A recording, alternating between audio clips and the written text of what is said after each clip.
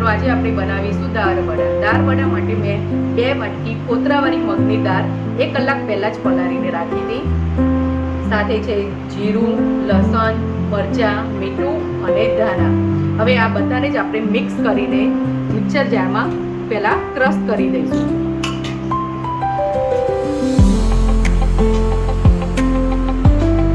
થોડાક અહીંયા મરચાં નાખીશું, 2 કરીને લસણ,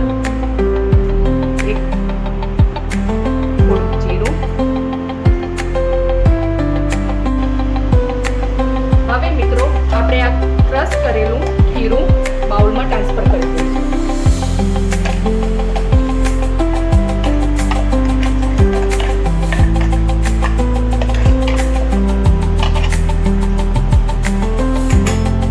હવે એની અંદર આપણે 1 ચમચી મીઠું નાખીશું, થોડાક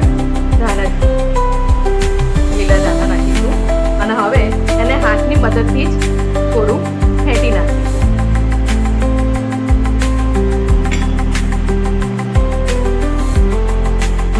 હવે મિત્રો આપણે છે ત્યાં દાળ વડા તળી લઈએ.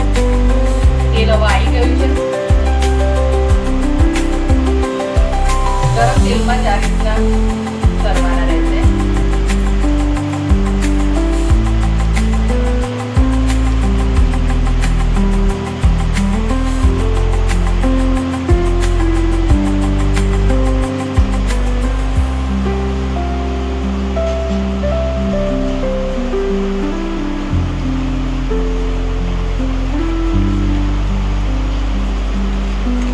તમે જોઈ શકો છો કે ખાલી બસ આ રીતના કરવાથી બધા દાળ વડા ઉપર આવી જશે. તમે મીડિયમ ટુ હાઈ ફ્લેમ પર તળવાના છે.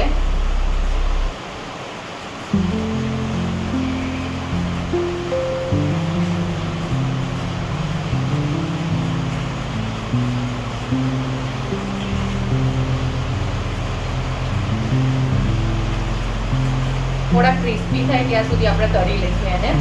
બસ આ રીતના ઉપર નીચે આ રીતના ફેરવતા રહેવાનું અને બસ તળતું રહેવાનું.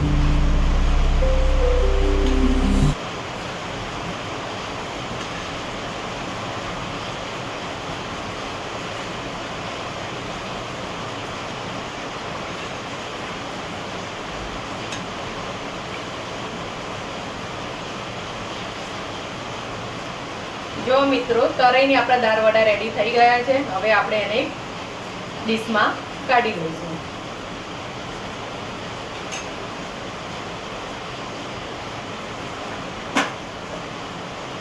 તો ચાલો મિત્રો, મસ્ત મજાના દાળ વડા રેડી.